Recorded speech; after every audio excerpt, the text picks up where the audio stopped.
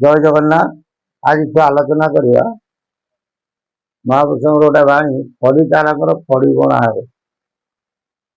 ଏଇଟା ଲେଖିବେ ଗୋଟେ ପଦ। ଫଡ଼ିକାରଙ୍କର ଫଡ଼ି ବଣା ହେବ, ତିଥି ଲଗ୍ନ ନ ରହିବ, ମ୍ଲେଚ୍ଛ ନିବାରଣେ ପ୍ରଭୁ ଦାସରଥି ସେକାଳେ ଉଦୟ ଧ୍ରୁବ।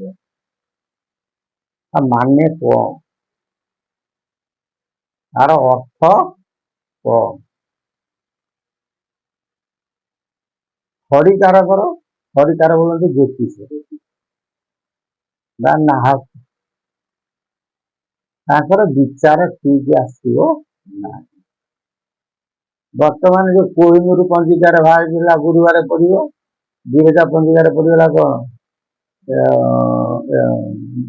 ଶନିବାର ମୀନ ଶନି ଭୋଗ, ଆଉ ଅନ୍ୟ ପଞ୍ଜିକାରେ ଦେଲେ କିବେ ଶନିବାର।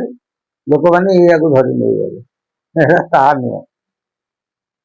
ଇଏ ମହାପୁରୁଷ ଏ କଥା ଦେଖିନାହାନ୍ତି। ମାନେ ଜ୍ୟୋତିଷ ଶାସ୍ତ୍ର ସମସ୍ତେ କଣ କରେ, ମାନେ ନିର୍ଦ୍ଦିଷ୍ଟ ପ୍ରମାଣ ଦେଇପାରିବେ ନାହିଁ। ଜ୍ୟୋତିଷ ଶାସ୍ତ୍ର ସତ୍ୟ, ତାକୁ ଜ୍ୟୋତିଷ ବିଜ୍ଞାନ। ଆଗରୁ କଣ କୁହନ୍ତି? ଜ୍ୟୋତିଷ ବିଜ୍ଞାନ। ମାନେ ଅଧ୍ୟୟନ କି ନାହକ ଆଇଲେ ଘରକୁ କହନ୍ତି ମାଷ୍ଟେ ଆସିବେ, କହନ୍ତିନି ନା କି? ଏ ଯୋଉ ଫଡ଼ିକାରଙ୍କର ଫଡ଼ି ବଣା ହେଇନି। ମହାପୁରୁଷ ଅତୀତ ଯୋଉ କଥା କହିଛନ୍ତି, ତାଙ୍କ ଫଡ଼ି ବଣା ହେଇନି। ମାନେ ଯାହା କହନ୍ତି ଏମିତି ଗୋଟେ ଘଟଣା ଘଟିବ ଅକସ୍ମାତ, ତାହା କେହି ଜାଣିପାରିବେ ଯେ ନାକୁ କଥା ନୁହେଁ। ଏବେ ସବୁ କମ୍ପ୍ୟୁଟର ହେଇଗଲାଣି ନା ଯୁଗ, ଆଉ କଣ ଅଛି ସେ ଯୋଉ କାଗଜ ଜାତକ ଅଛି? ଆଜି ସବୁ ଭାବାତ୍ମକ ଶବ୍ଦ। ଆଗକୁ ଏମିତି ଗୋଟେ ସମୟ ଆସିବ, ତାହା କେହି ଜାଣିପାରିବେ ନାହିଁ। ତିଥି ଲଗ୍ନ ନ ରହିବ, ବୁଝିହଉଛି? ଆଉ ମାନେ ତିଥି ଜଣା ପଡିବ ନାହିଁ, ଲଗ୍ନ ମଧ୍ୟ ଜଣା ପଡିବନି। ଲଗ୍ନକୁ ନେଇ କିଛି ବିଚାର କରନ୍ତି ନାଇଁ ନା? ମାନେ ତା ଏ ଯୋଉ ଭାବାତ୍ମକ ଶବ୍ଦ ନା, ମହାପୁରୁଷ କହୁଛନ୍ତି ମାନେ ଏମିତି ସମୟ ଆସିବ ଗୋଟେ ଘଟିବ, ମାନେ କେଇଟାକୁ ଅକସ୍ମାତ ଘଟିବ ତା ଜାଣିପାରିବେ ନା। କେତେବେଳେ ନା ମଲ୍ଲି ଫୁଲ ଯେତେବେଳେ ଫୁଟିବ, ତା ମନକୁ ବାସନା ହବ। ଆଉ ଗୋଟେ କାଚ କାଚ ମଣି ମଣି କାର୍ଯ୍ୟ ବେଳେ ଜଣା ହବ। ସୁନା ତ ସବୁବେଳେ କଣ ସୁନା, 500 ବର୍ଷ ମାଟି ତଳେ ରହିଲେ ଖୋଳିଲେ ଯୋଉ ସୁନାକୁ ସେଇ ସୁନା। ତେଣୁ ରୂପାରେ ସୁନା ପାଣି ଦେଇକି ତାକୁ ସୁନା କରି ପିନ୍ଧିବ, ଝାଳ ବୋହିଗଲେ, ଝାଳ ଲାଗିଲେ 15 ଦିନ କଣ ହବ, ସେ ରଙ୍ଗ ଛାଡିଯିବ। ସେ ତ ଅଧା ସୁନା ଦେଖାଯାଉଥିବ, ଅଧା ରୂପା ଦେଖାଯାଉଥିବ, ବଢିଆ ସୁନ୍ଦର ଲାଗେ ନାଇଁ? ଠାକୁର ତ ଠାକୁର, ତମେ କହିବ ବୋଲି ଠାକୁର ହବ, ସେତେବେଳକୁ ଥବ ନା?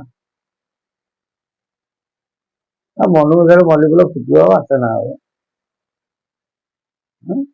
ବୋପା ମାଙ୍କୁ ମାନିବନି, ଗୁରୁଜନକୁ ମାନିବନି, ଏମିତି ଏବେ ଠାକୁରଙ୍କୁ ପାଇଗଲ, ଏମିତି ପରମ ଭକ୍ତ ହେଇଗଲ। ଭିକାରୀକି ଭିକ ଉଣ୍ଡାଇ ଦବନି, ଦାନ ଦବନି, ଆଉ ମନ୍ଦିରକୁ 1000 ଟଙ୍କା ଦେଇଦବ।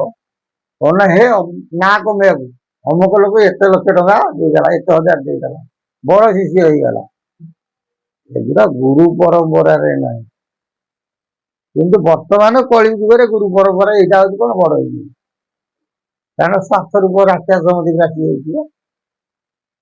ସ୍ୱାର୍ଥ କେହି ଜଣ ତ୍ୟାଗ କରୁଛନ୍ତି, ଗର୍ବ କାହା କେହି ଜଣ ତ୍ୟାଗ କରୁଛନ୍ତି। ଯାହାର ପାଖରେ ଅଧିକା ଜ୍ଞାନ ହୁଏ, ସେ ବା ନତମସ୍ତକ ହେଇଯାଏ। ନିଶ୍ଚିତ ଓଜନ ସମତୁଲକୁ ଭାରି ହୁଏ ଯିଏ ରହି ତଳକୁ। ଜ୍ଞାନ ହେଇଗଲେ ବା ଗୁରୁ ଗରୁ ହେଇଯାଆନ୍ତି, ତଳ ମୁହାଁ ହେଇଯାଆନ୍ତି। ସେ କେରାନୀ ମାଛ ଖାଇଦିଏ। କୌଣସି ଜ୍ଞାନୀ ବ୍ୟକ୍ତି କହିବେନି ଯେ ହାତ ବାଢେଇକି ଏଇଆକୁ ସେଇଆ ନା, ଭଗବାନ ବିଚାର କରିବେ। ମହାପୁରୁଷ ଅତୀତ କହିଲେ, ପ୍ରଭୁ ଯଦି ଏ ଘଟଣା ନ ଘଟିବ, ତୋ ବାନାରେ କଣ ହେଇଯିବ, କଳଙ୍କ ଲାଗିବ। ତେଣୁ ତୁ ଭରସା। ସେମିତିଆ ଲୋକ ଆତ୍ମସମର୍ପଣ କରିଥିଲେ।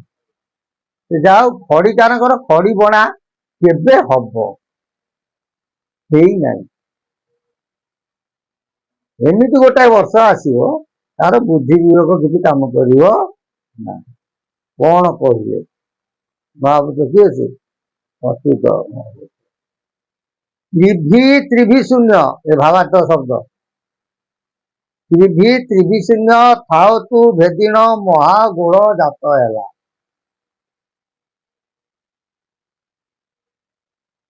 ତ୍ରିଭି ବୋଲନ୍ତି 3, ତ୍ରିଭି ଶୂନ୍ୟ ହଉଛି 30, ମିଶିଲେ କେତେ ହେଲା? 33। କହିଲେ 33 ଅଙ୍କରୁ ମହାଗୋଳ ଜାତ ଆରମ୍ଭ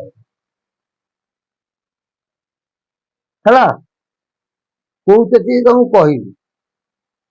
ରେୟ ଅରେୟକୁ ମିଶାଇ ଭଜିବୁ ମହି ହେବ ଅତେ ଶିରା। କହିଲେ 33 ଅଙ୍କରୁ କଣ ହବ? ଗୋଳ ଜାତ ହବ। ରେୟ ହଉଛି 1, ଅରେୟ ହେଲା 2, କେତେ ହେଲା? ମିଶିଗଲେ 3, 33 3 ମିଶିକି କେତେ ହେଲା? 36। ହେଲେ 36 ଅଙ୍କରେ କଣ ହେଇଯିବ? ମହି ହତ ଶିରା ହେଇଯିବ। 36 ବୋଲନ୍ତି କେତେ? ନା ସନ 1436। ଏଟା 1400 କେତେ ଚାଲିଛି? 32। ଶୂନ୍ୟ ପାଖକୁ ଚାଲିବ 33 ହେଲା। ଅଙ୍କର ସ୍ୱତନ୍ତ୍ର ଗୋଟେ ଅଲଗା ଅଲଗା ପରିବର୍ତ୍ତନ ହଉଛି। କହିଲି କଲ୍ୟା ଦିଟା ପଣା ସଂକ୍ରାନ୍ତିରୁ ଚେଞ୍ଜ ହବ, ଶୂନ୍ୟରୁ ସନ ଚେଞ୍ଜ ହବ, ଅନନ୍ତ ମାଧବଙ୍କର ଗୋଟେ ଅଛି ଅଙ୍କ ହିସାବ ସିଏ ଅଲଗା ଚେଞ୍ଜ ହବ। ବୁଝିପାରୁଛ ନା ବୁଝିପାରିବନି? ସେଇ ସମୟରେ କଣ ହବ? 1436 ସନରେ ଖଡିକାରକର ଖଡି ବଣା ହେବ, ତିଥି ନଗ୍ନ ରହିବ, ମେଷ ନିବାରଣେ ପ୍ରଭୁ ଦାସ ସେକାଳେ ହେଲା। କହିଲେ 1436 ମସିହାରେ 36 ସନରେ ଖଡିକାରକର ଖଡି ବଣା ହେଇଯିବ। ପ୍ରଭୁ କଣ ହେବେ? ଦୁଷ୍ଟକୁ ନିବାରଣ ବିନାଶ କରିବା ପାଇଁ କି ଉଦୟ ହେବେ, ପରିପ୍ରକାଶ। ବୁଝିପାରିଲ ନା ବୁଝିପାରିଲ? ତାହେଲେ 1436 ସନଟା 2028ରୁ 29 ହଁ କି ନାହିଁ?